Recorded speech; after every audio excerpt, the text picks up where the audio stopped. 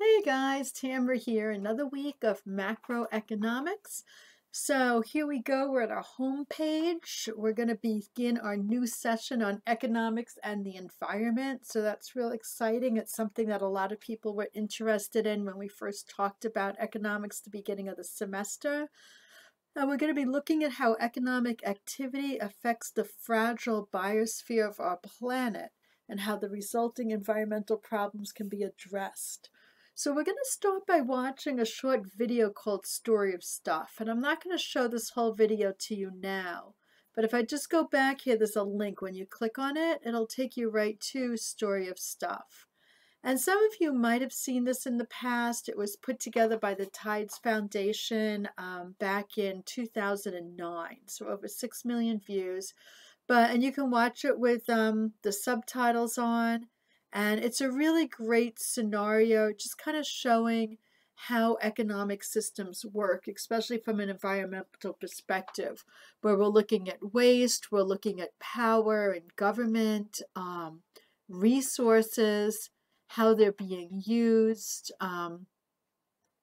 different chemicals and products and how they affect people, but also the role, right? The role of government and industry and the environment and consumers, right? And how different people, as they go through these different scenarios, end up having to pay for products in different ways. Okay, so we're learning about consumerism here and a vicious cycle of shopping, okay? And also the importance of that vicious cycle of shopping to keep our economy moving, right? And how do you keep that in balance?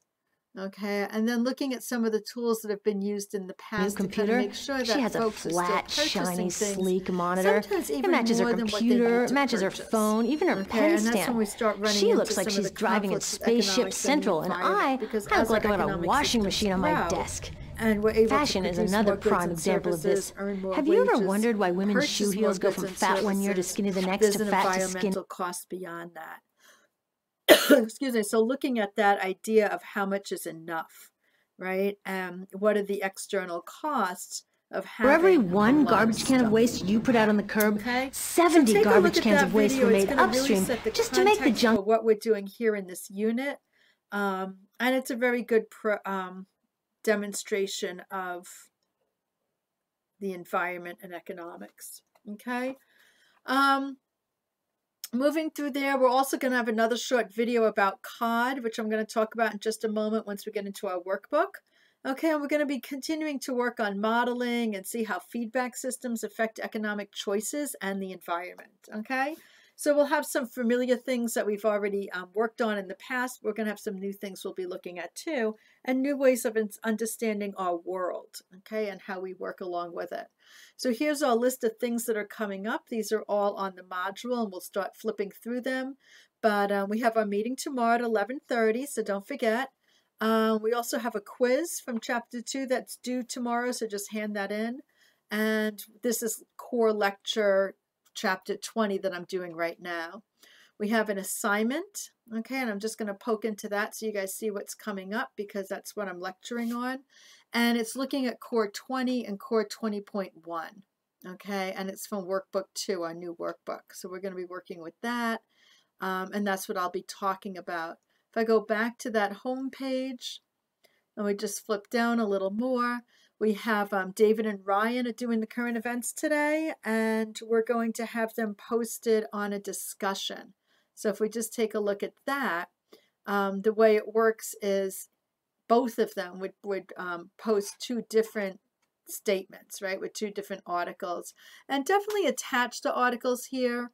The way you attach an article, if you do reply, you can do a link to the article, which is nice, but sometimes you might link to a website and then we're blocked from it for whatever reason. So that's why I always say take the article, print it as a PDF, for example, and download it to your desktop, and then you can just attach it here. And you can do that by just clicking on that little attach button, and that'll attach the article. Yeah, I think that's the best way to be. There's record, upload, media. Yeah, I think that's the best way to be attaching something is just using that little paper clip right there. Okay, So you get to write 3 questions, do a quick little summary about the article. Well, this would be David and Ryan would do a quick little summary of their article and put on 3 discussion questions. And then you guys as students, each person gets to participate and respond to that article. So if the article's here, you can post a reply. And there's a way that you can continue to build that thread. Let me know if anyone gets stuck with that. Subscribe lets you know as people are interacting on this discussion, you'll get notifications that people have done things. So you can choose to subscribe or not, okay? If I go back home again, I also have a discussion about Core Chapter 20, okay? So we're going to be doing a lot of work with the environment, and this is something that everybody can participate in here, okay? So we have 2 discussions. One is current events and one is core, okay? And here we're looking at the idea of scarce resources and not. And when I say the and not, you'll know because we're going to talk about that. And we're also looking at the impact that economic action has on our natural world. Okay, and we've also looked at our own role of consumers and how we are both a part of the problem and the solution. And that was from Story of Stuff and also the story that we will be learning about cod. So I'm hoping that this will be spurring on some ideas and thoughts and contemplations. And what I'd like you to do is reflect on that, right? Finish this unit. Think about, whoa, what was that just happened, right? What did I learn? What's going on here? And reflect on what your economic role is or not in the natural world, right? Where are you responsible, or where do you have a place to make a difference there? Write some sentences about that, or put in an image with an explanation, and then end with a question that others can respond to. Okay, so maybe you might be thinking about the resources that we're not using now, right? Right now we're not driving a lot. The price of petroleum has gone down a lot. Air pollution has really improved. There's less air pollution. So what's my role in the natural world? Well, right now it's becoming more obvious, right? How maybe I had been participating more in creating that pollution. Okay, so I was responsible for that. And maybe now I might be thinking about, wow, once I get back to work, is there a way I can do a little less driving, right? Is there a way that I can maybe do more working from home? And that might be my question, right? Can we actually live with less, as we're being forced to do it now? In this time of change. So, and that could be my question. So I would just type all that up and then you guys would respond, and that's what you do to each other. So again, you hit the reply, you can type in whatever kind of response you have, and make sure that you end with a question so the next person has something that they can jump in and talk about. And then you want to respond to at least 2 other posts as well. Okay, so contemplate, but don't take too long contemplating because you want to give time for everyone else to be able to respond. So maybe posting something by Wednesday would be a good idea, a good goal, and then just keep checking it until Friday to make sure that everyone's responded, and so have you. Okay, if I go back home again, I'm going to see that there's also a participation survey, okay, which is the same one that you guys did last week, where we're looking at, did you go and cover everything that needed to get done? Another easy way to access everything is through modules. Okay, so I just clicked on modules, and I have the week 10 module is up. Okay, so again, kind of what we just saw. Here's our weekly check-in. Okay, I've changed the format of the check-in, so look at this. We're going to be sharing rules. So there's an answer, a question by the previous student. So what we're going to be doing is sharing a little bit about ourselves and what did we think about economics from last week.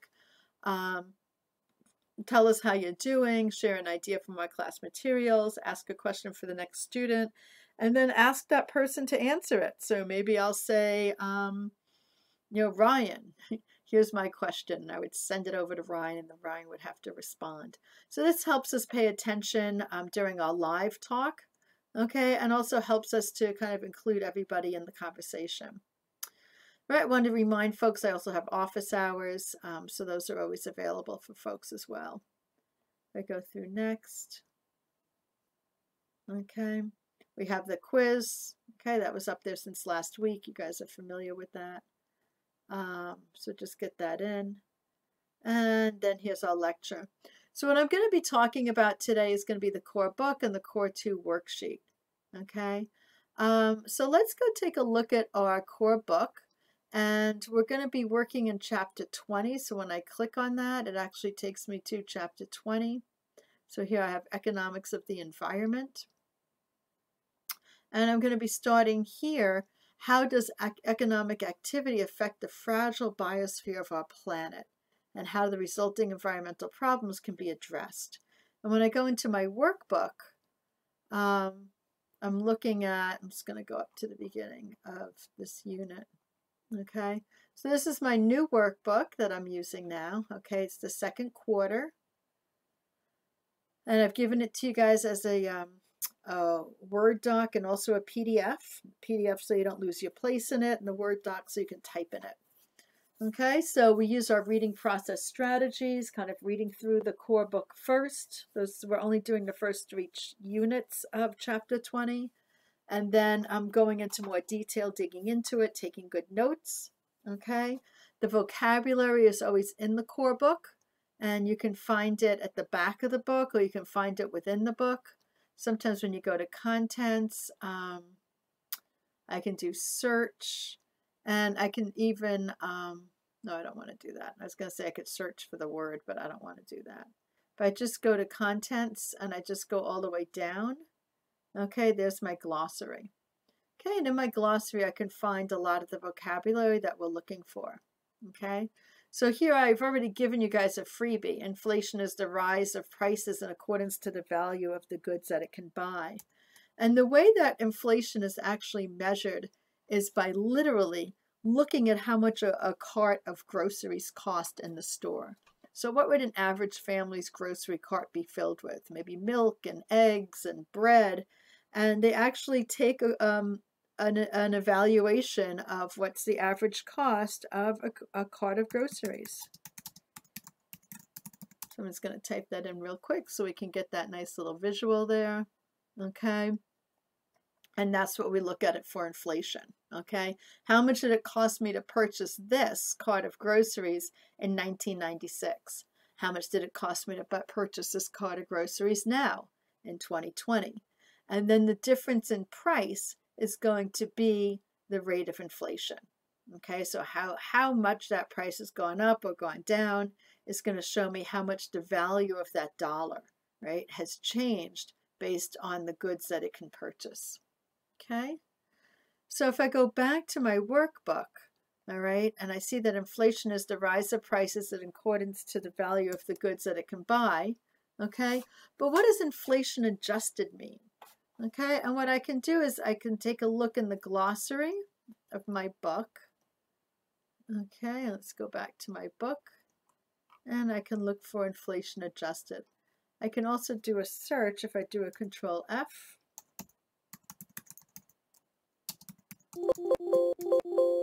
Okay, adjusted. It looks like you are out of luck. Okay, so inflation adjusted is not in our glossary, but it's going to be in our reading. Okay, so it's something that we're going to be learning about. So now we know that we have to pay a little bit closer attention to our reading and really keep our eyes open for what that means. Okay, if I go back to my unit, my capstone and my introduction, okay, and I go back here to my workbook, okay, and I can give you a little freebie here and tell you that inflation adjusted is the current cost of goods with the rate of inflation taken into account. So what I would do, for example, is if I want to be comparing how much something cost 10 years ago and how much it costs now, and I'm not interested in knowing inflation, right? Because inflation is going to give me a different idea of what that price is. I want to just know the pure price itself, then I will adjust for inflation. So in that case, I'm comparing apples to apples. And we're going to see how this gets used when we're looking at resources over time and what their value is. A lot of times you'll see it's adjusted for inflation. So you're not looking at the change in the value of currency, you're just looking at the change in the value of the product itself. Okay, natural resources are resources that come from our natural environment, right? Some examples of that could be lumber, right? Oil's a natural resource. What else is a natural resource? You could have, let's see, stone, okay, gems, okay, things that come from our natural environment. And we have positive feedback processes. So work on these vocabulary words. These are words that we'll be using and talking about quite a bit during this unit. Part of our homework is actually the positive feedback process. Okay, so I'm going to let you guys work on that on your own. Let me know if you get stuck. The next part is called the introduction, right? Summarize the 6 ways that economic activity affects the biosphere of our planet. And here it is on page 901 in our book. Okay, and if I go and look at my online book, okay, it's right here at the introduction.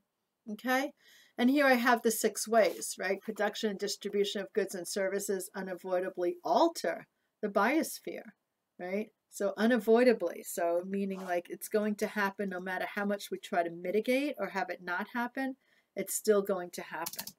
Okay, so I can even copy and paste a little bit of my answer there and kind of summarize it a little bit with my own words. So I can be looking at how economic activity, okay, unavoidably alters the biosphere. For example, I need to drive my car to work. It has CO2 emissions.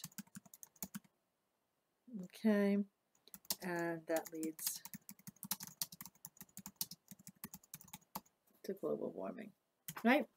So it's unavoidable, right? So the activity is I'm driving my car to work. Okay, that's my economic activity, but the consequence of that is these emissions that are going to lead to global warming. Okay, and we can just make this look pretty, make it all Calibri and 12, right?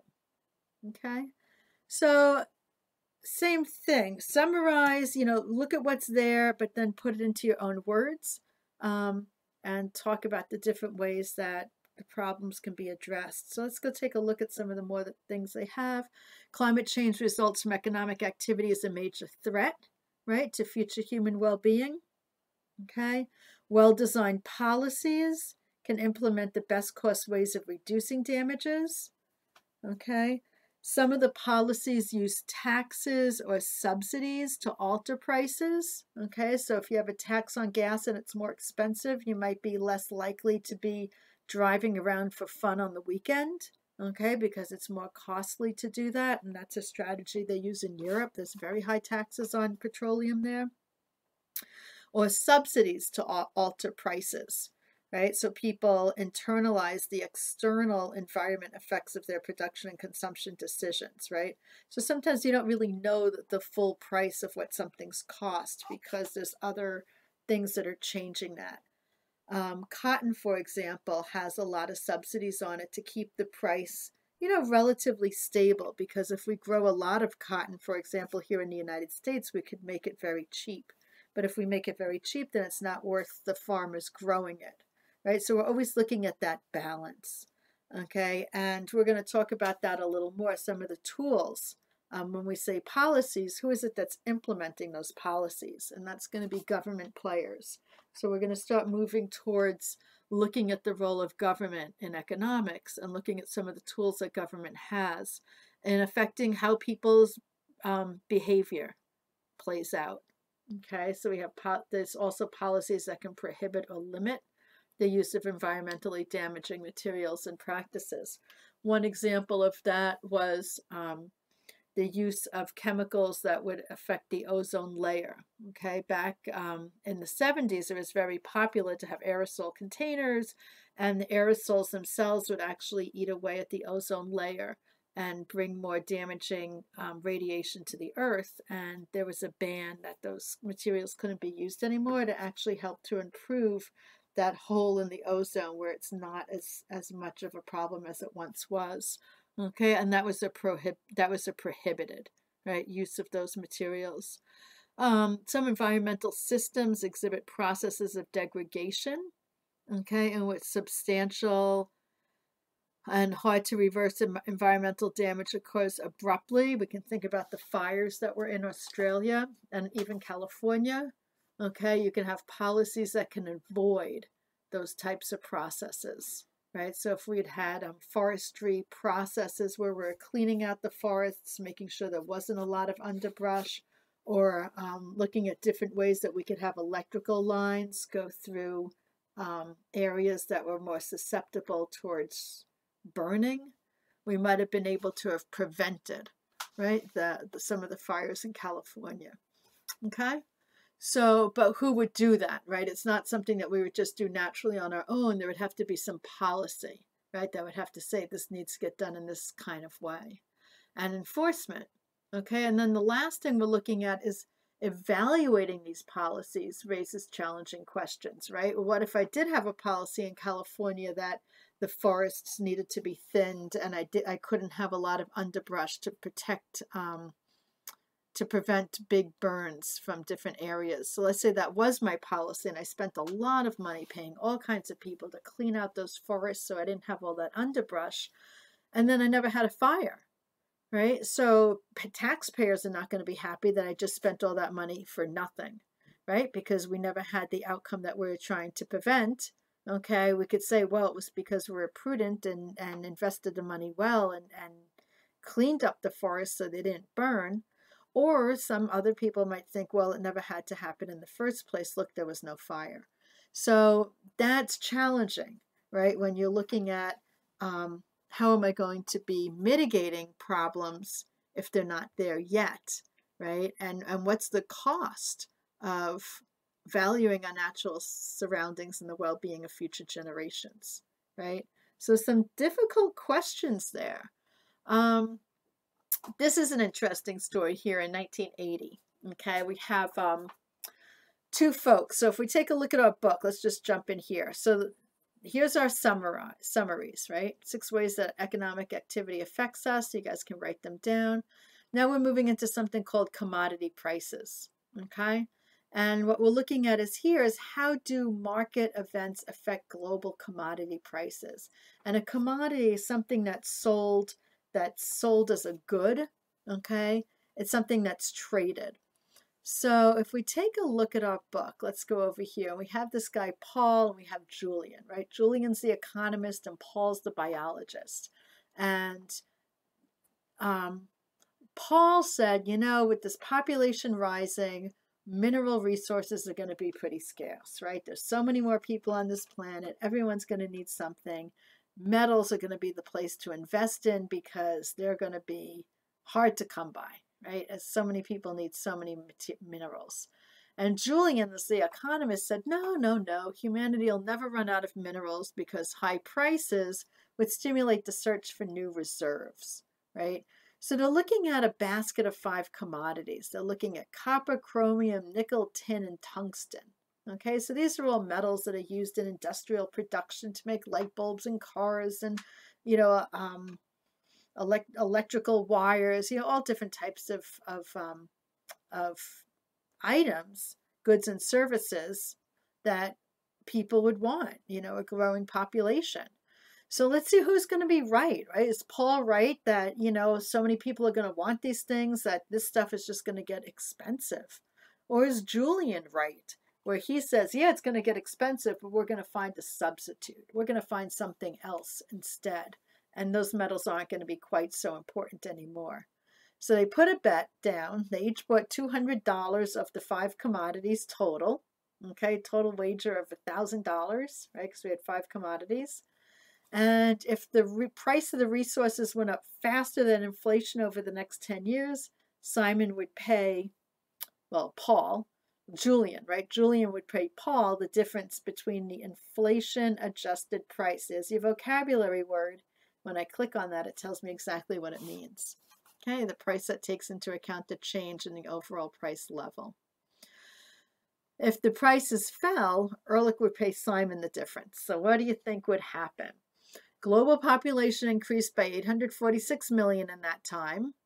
Okay, the income per person increased by $753, okay, adjusted for inflation.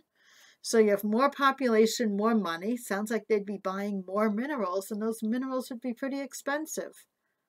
But what we found instead was in those 10 years, the inflation adjusted price of the commodities fell from $1,000 to $423, a huge, huge drop. Ehrlich lost the bet and sent Simon a check for $576. So this was huge, right? It kind of goes against what you might have expected, right? It makes sense that we have a lot of people with a lot of money. They can afford the higher price of metals and great investment. But that's not what happened. So looking at this from an economic perspective, it's really important because this is telling us about human behavior. And the bet was motivated by the question of whether the world was running out of natural resources. Okay, are we running out? Are we using them up? Now, 10 years is a really short period of time. You know, what are you going to use up in 10 years? The earth is vast. Okay, but that framework of supply and demand is important to look at.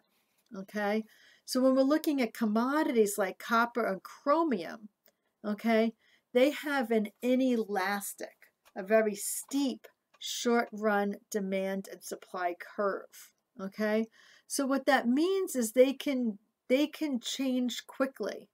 Okay, there's few substitutes for those resources. So if I need copper, and I can't use something else. If I need chromium, that's what I need. So those metals tend to really retain their value and actually increase in value as people need them more. Okay, so they're inelastic. That means they don't change that much, and there's not a lot of substitute for them. Okay, but the other resources that were in that basket were very different. Okay, and those are what evened it out. Okay, so if we look at what else was in the basket, the nickel, tin, and tungsten, they were able to be substituted for other products. Okay, and if we look at this in general, global commodity prices, this is a cool schematic here. So we have the World Bank Commodity Price Index, right? This is from 2010. And then we're looking at 2010 equals 100. And then we're looking at time, right? This is when Simon and Ehrlich had their bet from 1980 to 1990.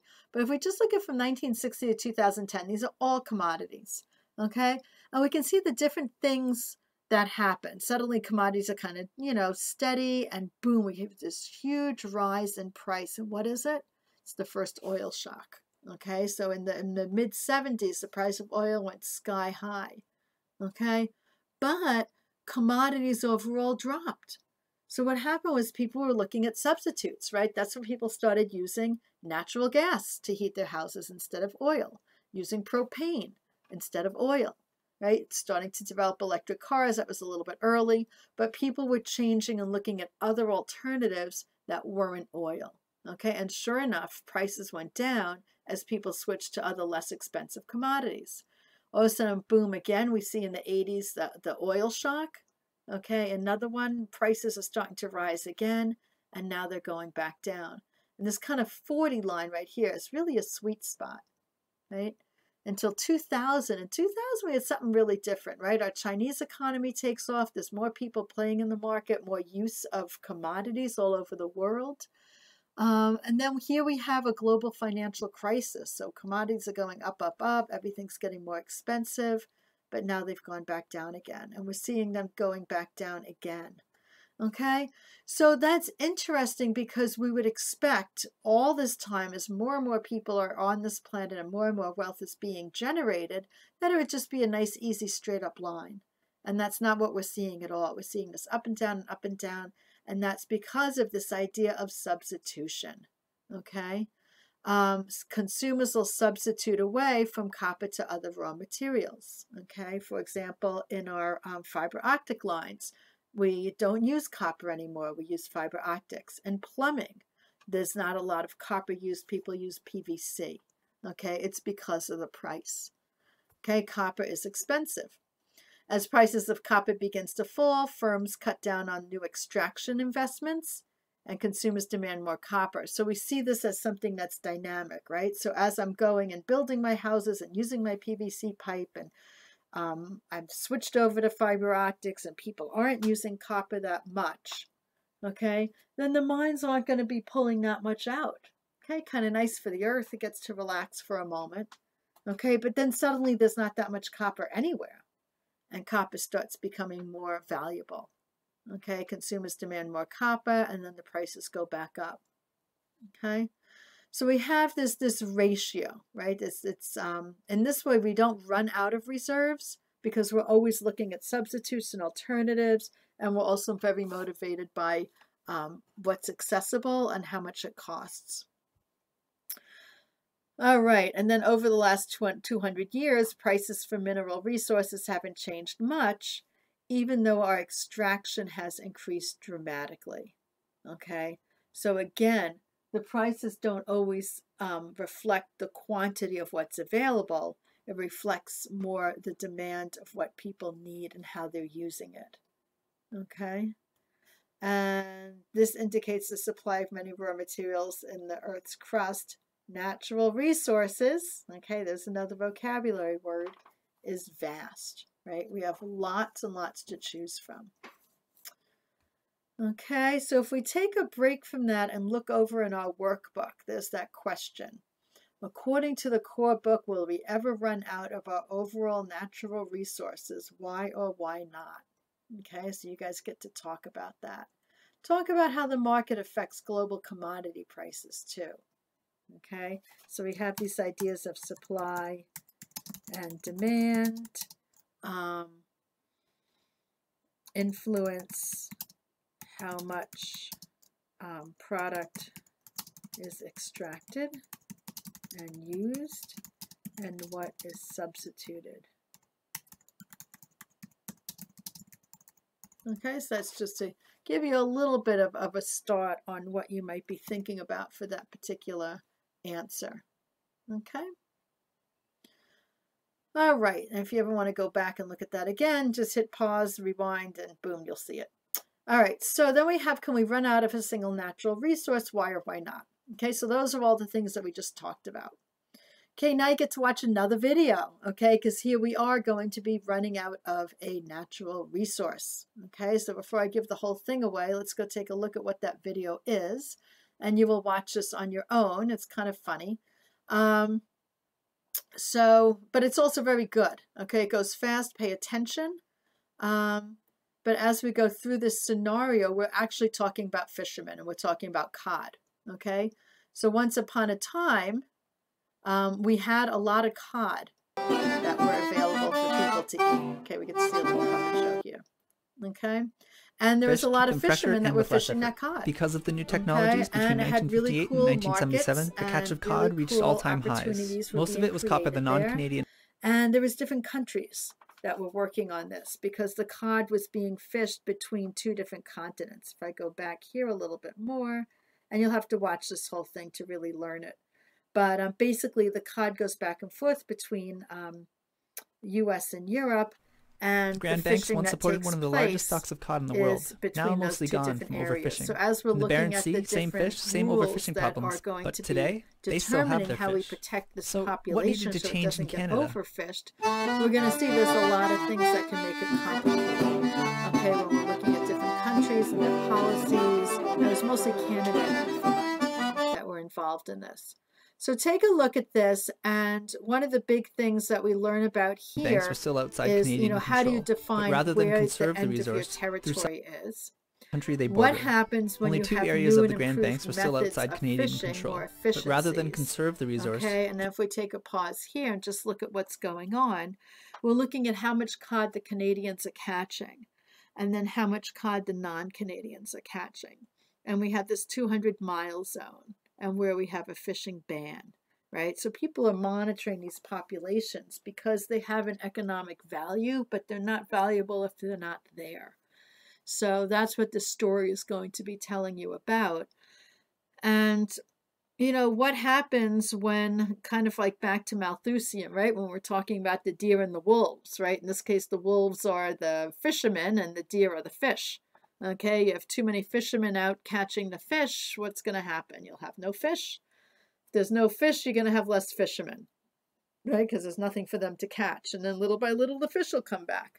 But in the meantime, you know, fishermen are part of a larger society and government has to answer to them. And that's where things get complicated.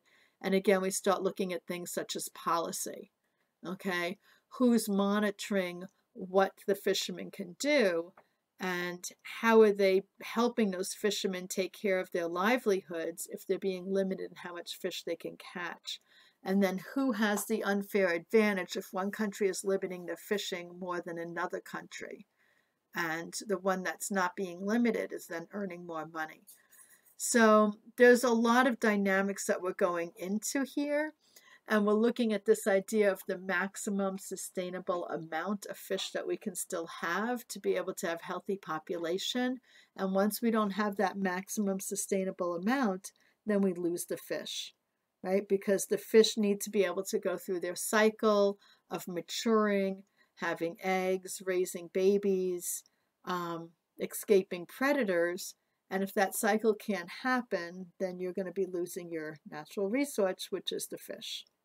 Okay, and then here we have the dynamic. What happens when the environmentalists come in and tell the government policymakers, hey, you need to stop fishing, right? And then the fishermen say, hey, well, how are we going to make any money? Okay, and then who's going to be the one that's most listened to? Okay, and this is the story of cod. So it's a very interesting story, and it's true. Okay.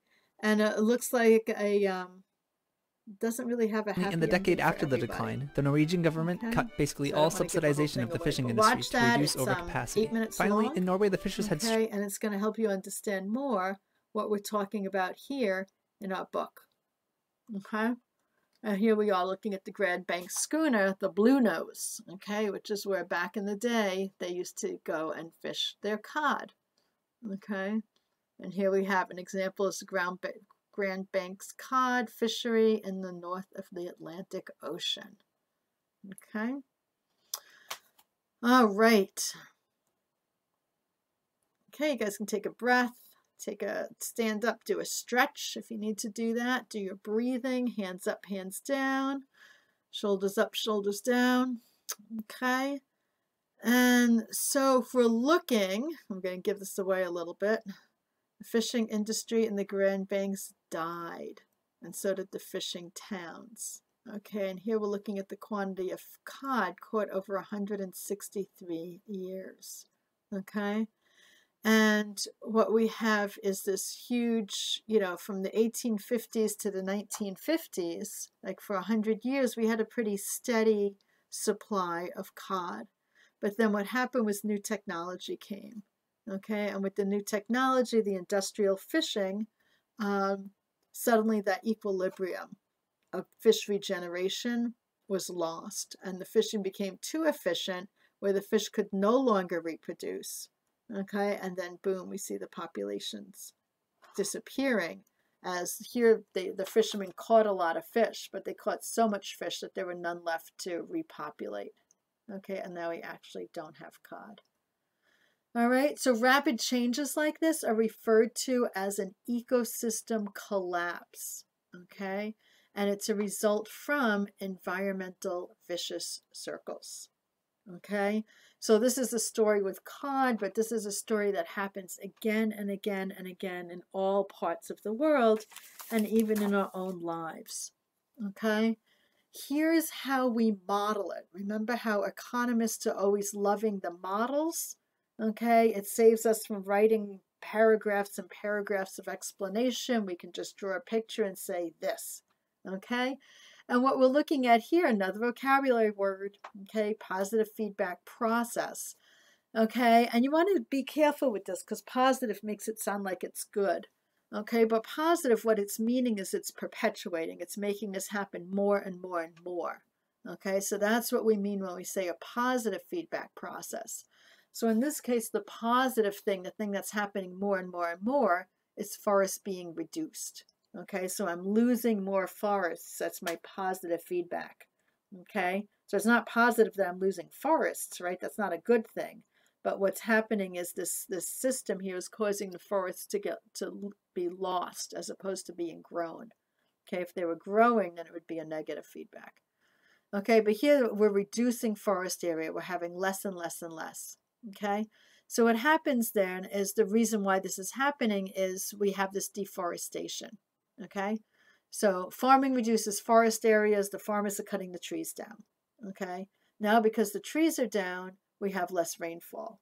And the reason why is because trees actually make rain, because they absorb water from their roots and they aspire it out through their leaves. And that actually forms water vapor in the sky, which eventually goes to form clouds, which then make rain. So trees are very important in getting that water out of the ground and up into the sky, okay, where it then rains down and goes into the ground. So it's a cycle. So when you cut the trees down, then you're losing that cycle in your water vapor production. Okay, so now your rainfall is reduced, and now the forests get dried up. There's more of a likelihood of fires, and then more fires reduce the forest area. So you're getting this positive feedback. You're getting more and more forest areas are being reduced. Okay? So what I want you to do is kind of wrap your head around that and try it out yourself. So let's go into our workbook and see what we can do about a positive feedback loop. So first I want you to see the cod story. Okay? Use that model to explain what I just explained to you, the positive feedback of farming on forests, okay? So the positive part of it is that, forests continue to be reduced, okay? So the idea of positive is continuation, right? So my positive part, bink, okay, is the continuation. Okay, the forest continues to be reduced. Okay, and the reason why it continues is because there's reduced rain and more fires. Right? So between those two, and more fire risk, right? So between those two things, besides the fact that the forests had already been reduced by the farmers, these other things now perpetuate that and create more of what was already started. Okay, so that's my positive loop. And then how does the red circle item make things happen more? Okay, because this is an unintended consequence, right? We can write that word down, unintended. Okay, so that's the unintended consequence. The farmers didn't mean to make fires, right? They just wanted to have more land for crops. For them, it's actually worse that they have less rainfall because they need that rain for crops. So they've actually made things worse for themselves. So the unintended consequence is the fires, okay? Because that's completely separate from what the farmers had originally done, right? They cut the trees down, okay? But the red is now very independent of the farmers cutting the tree. It almost seems counterintuitive, right? Because I was just telling you in California, if they had better forest management and they cleaned the underbrush, they could have helped to prevent the fires. But now suddenly we're saying, well, wait a second, the underbrush looks like it was cleared and we're still getting fires, right? But that's a little bit different because here we're looking over at a larger area. So deforestation in general, reducing that rainfall in many places. Okay, so the red circle is related to those unintended consequences, right? And how it's more independent from the initial action. And that's the thing when you're looking at economics and the environment, you have a lot of unintended consequences that are quite far away from what the initial action might have been. Okay, so now I ask you guys to come to explain the positive feedback process of fishing on fish populations, right? So here's the event, fishing reduces cod populations, okay, and then what happens from that, Okay, and what's going to exasperate it even more? So one of the things I was thinking of, what are the unintended consequences? I don't know, right? So I went and Googled, what do cod eat? Because I was thinking, well, what if the cod weren't there, right? So they're not eating the food they normally eat. So maybe that population would get bigger, right? So I Googled, what does cod eat? And I got this answer. So eels, whiting, haddock, squid, crab, and lobster. So I'm thinking, well, maybe, if there's less cod, I'm going to have more lobsters, right? Or maybe more haddocks or more crabs. So let's say I have more lobsters. So if I go back to my little feedback loop, I have fishing reduces my cod is reduced. Okay, but lobsters flourish, right? Because I don't have any more cods to eat them. Okay, so if my lobsters flourish, let's go fix my little piece here.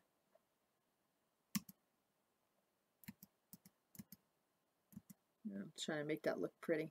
Okay, so if my lobsters flourish, then what's going to happen? Let's see, I don't want to keep losing that diagram. Let's just go here. I don't know. Okay. How I make things.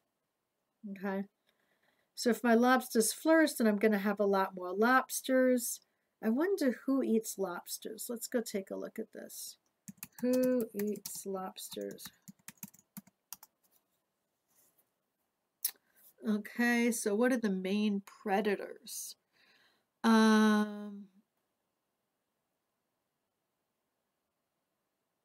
Lobsters, they all eat lobsters.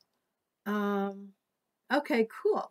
Right? So then I have all this stuff. I have all this flounder, sculpin, wolffish, monkfish, eels. Okay, all of these eat the young lobsters when they're able to. So that's cool. So I might end up having more flounder, right? Or more sculpin, or, more eels. So I might have a growth in other fish populations. So if I go here, lobsters flourish, flounders get fat. Okay. And then what's going to be my ultimate unintended consequence from this whole thing? So I have less cod, more lobsters, more flounders. Okay. And then what's that going to do for my industry, right? And for what people eat and for the way that they're going to be living their lives? Or is there something even completely different from that? Okay, so those are the things that we want to be looking at when we're thinking about what can further exasperate this situation. Okay, and we can even do overfishing of lobsters and flounder, because suddenly they're going to look very robust, right? We're suddenly going to see, oh, look, there's lots of lobsters and flounders. The price is going to go down. Everyone's going to want to eat them. And then we're going to end up with that population also being endangered. Okay, so that's the kind of idea that we want to get across with this positive feedback process. As one thing happens, a whole bunch of other things can happen, causing everything to accelerate. Okay, so the last thing that we have, so that's the introduction. Okay, let's go to our book. All right, and here we have 20.4, we're looking at the depletion of commodities, okay, and global warming are two aspects also of environmental degradation. We can make a model for that too, right? As we use more resources, for example, burn more oil, we're raising the temperature of the environment, okay?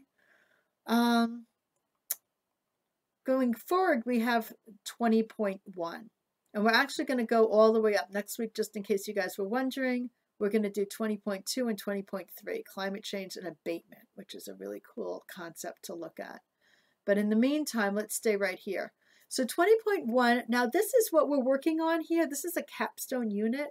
So what that means is it's a unit that covers a lot of things that have been done in other units, and we haven't done all of those other units. So sometimes they talk about things that we haven't exactly studied yet, but you can understand it from the context of how it's presented, and I'll also help you out. Okay, so here we're looking at the external effects, okay, of incomplete contracts and missing markets.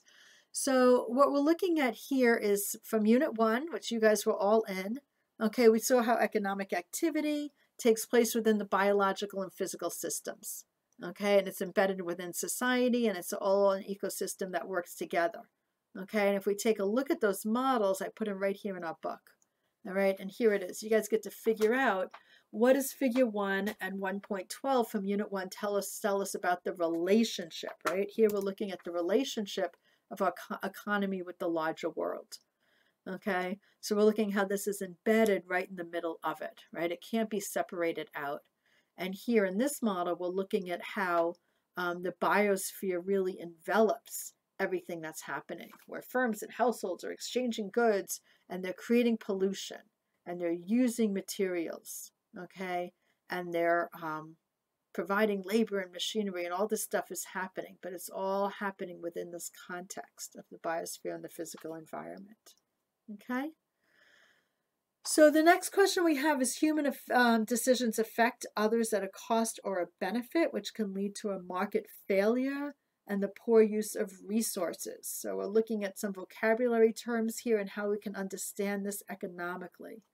Okay, so a market failure is when something doesn't function the way it's supposed to. We can say the collapse of the fishing industry was a market failure for cod. But you can fix them as well, and there's tools to fix them. When we saw in the cod story, there was some regulation, but it wasn't enough. Okay, there's ways that we can prevent or minimize market failure. Okay, and there's some things that we're looking at is private benefit and external cost. So private benefit is what am I going to get out of it, right? So for example, if we go back to cotton again in the United States, me as a farmer, I want to grow as much cotton as I possibly can so I can make as much money as I can. For the industry, if every farmer grows all the cotton they can, then the world price of cotton will drop because there'll be so much of it. It'll be a dime a dozen. The supply of cotton will outpace the demand. Okay?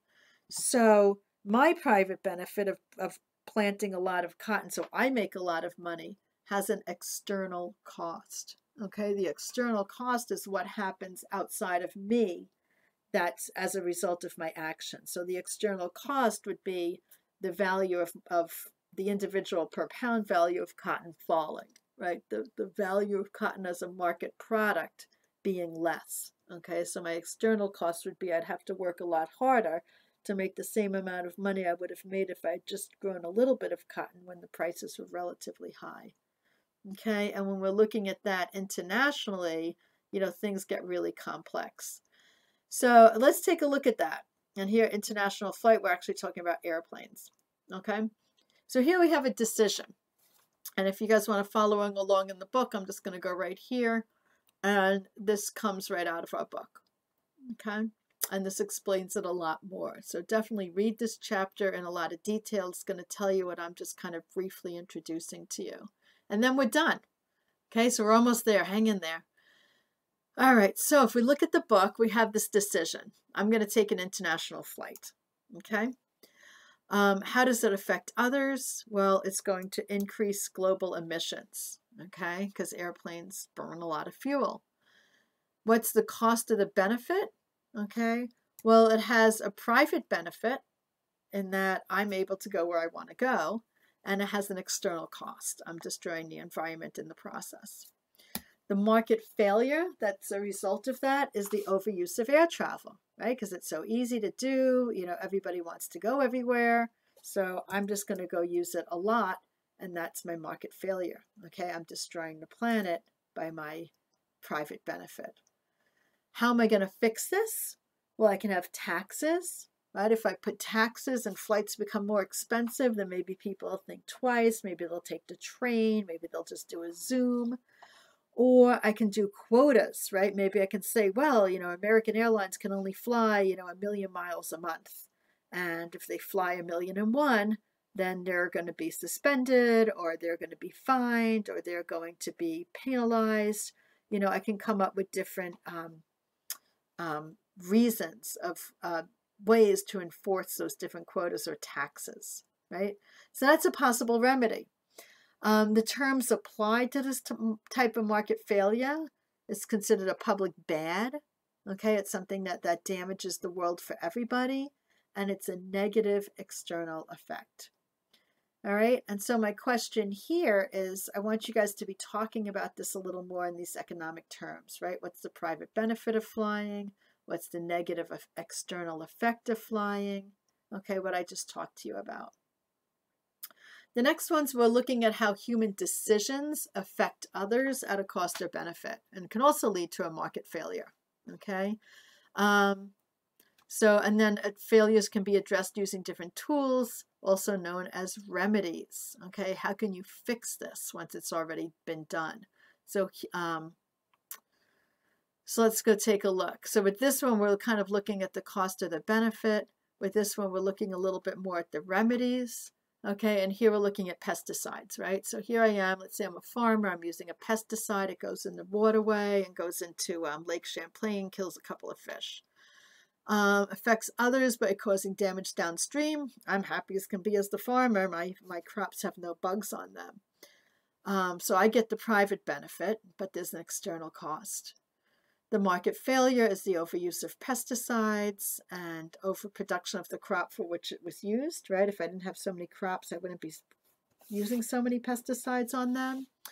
And what can happen? Well, I can get taxed. There can be quotas again. There can be bans. Okay, I might not be allowed to use that pesticide.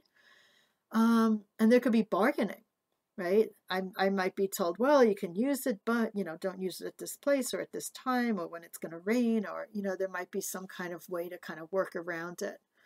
And having common ownership of all affected assets, right? What if those fish in Lake Champlain were also part of something that I owned?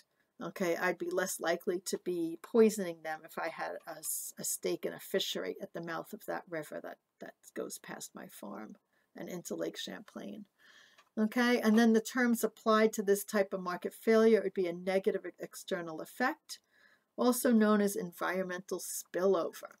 Okay, so thinking, right? We're economists, we're environmentalists, we're thinking about the causal events, right? How and why are these things happening? Okay, and the cost, benefit, and the remedies. Okay. So now you guys get to look a little bit more at some of these remedies and use your glossary, use your Google. Okay, so a remedy, right? Something that we have to solve, to fix, prevent a market failure would be taxes, right? And how I would define taxes, right? It would be an additional cost above the cost of goods, additional cost collected by a government or state to fund other needs. Okay? Because taxes are always collected for a reason, right? So let's see, additional costs. I would say additional funds. That's a better word. Additional funds collected by a government or state to be used for other needs. So we could even say public goods. It's assuming there's no corruption, right? Okay. So then how is it used, right? How are taxes used? Well, usually they're assessed annually or at times of exchange. Sometimes they're predetermined. They can change, right? Okay, so that's how they're used. And what's the effect, right? What's the rationale? Well, the rationale would be if I have to pay a lot of taxes on something, then I'll be less likely to use it. Maybe I'd find a different way of doing it, right? So the rationale is it's going to be de-incentivizing people, right? So it's causing a lack of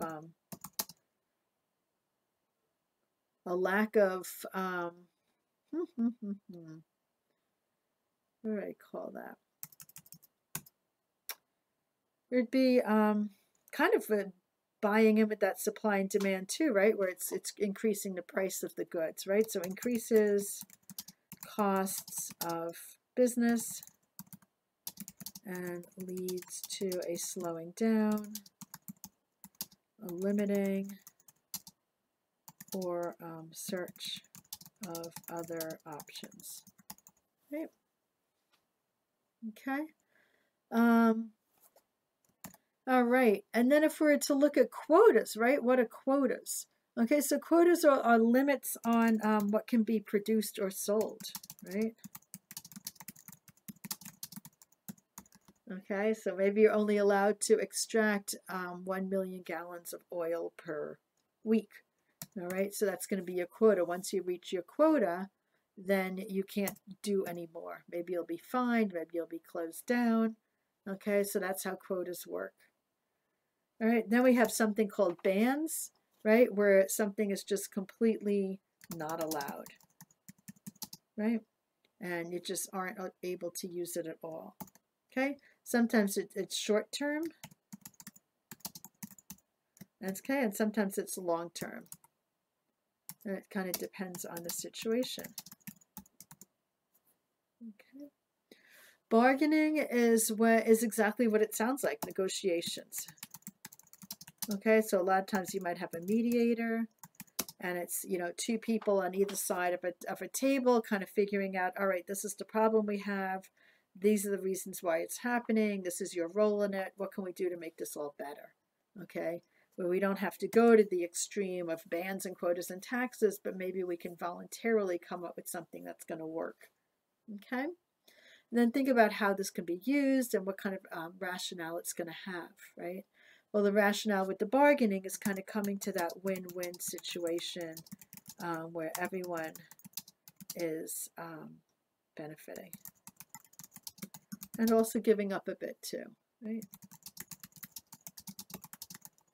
If the fishermen had been better at bargaining, they might have been able to preserve the fish that were there just by voluntarily reducing the amount of fish that they would be bringing in. But that didn't happen. Okay. And then the idea of common ownership is exactly what it sounds like. Okay, where we have these shared resources, right?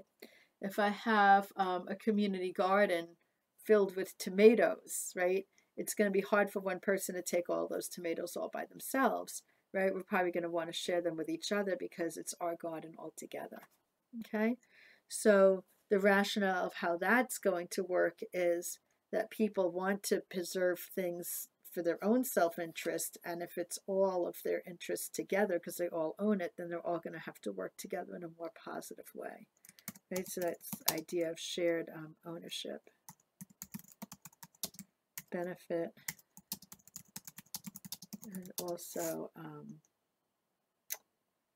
reduced actions for the greater good. Okay. All right, so there's a couple of the things for you to kind of give you a head start, but you can also, you know, put some thought into this and finish thinking about this in this way, right? What's the remedy? How is it used? What's its effect, right? How is it supposed to be working? What's the rationale of that effect? Because not all of these work. Okay, and we're going to learn about that in a little bit. Last thing is get to create your own model. Okay, so here we are in times of COVID-19. Let's make that the right word. Okay, and we have to do something called social distancing. Okay, so that's demanding that non-essential businesses close, people maintain a 6-foot distance, and it comes with a personal and economic cost, right? So let's go take a look at that. So how does social distancing affect other people? Okay, well, it's going to make people feel lonely. It's going to not enable them to work. Okay, if they can't work, there's no economic production, right? Or lower. No or lower, right? Economic production. None or lower. Okay. All right, so that's how it affects others, right? We also see it affects the environment very well. Nature's doing great not having people bustling around and working and using resources so much, right? So what's the cost of the benefit, right? So the benefit might be a cleaner environment. It might be us valuing our relations with others more. And it also might be loss of income or even job. Okay, so what's our market failure here? So the market failure is going to be, you know, a big slowdown, right? We have no production, right? No production, no sales, right? We have a complete economic standstill, okay? What are some possible remedies? Okay, we've already seen that with a stimulus package, unemployment. Here in our local town, we've been, a lot of the local businesses have been offering gift cards, delivery services. Okay, so we've been seeing a lot of, some of this is private business right here, like a private solution, and some of this is government, right? Government policy comes up with the stimulus package, government policy comes up with unemployment, private sector comes up with this idea of gift cards and delivery service. What kind of terms do we apply to this market failure? Okay, well, same thing. We have a negative external effect, and we also have a positive environmental spillover. Right, so I'm just going to copy paste that. All right. All right, so we did it. That was a lot. Okay, a whole new unit, new way of thinking about economics. But hopefully this makes a lot more sense. And you guys are feeling excited to keep going. Here's the last, oh no, this is for next week, okay, is climate change. So we get to stop right there. Cool. All right, let's go back to where we were. I'm going to go back to our core. So we're going to take care of that in your workbook. Make sure you hand it in. Okay. Make sure also that you flip through all of these so that you get everything done that needs to get done. Okay, so as you go through the whole week, the whole module, just keep hitting that little next button. Okay, make sure you're responding to everything. And that's it. I'm going to take us back to our home page, and that's our whole week, and I'll see you guys in the morning. Bye.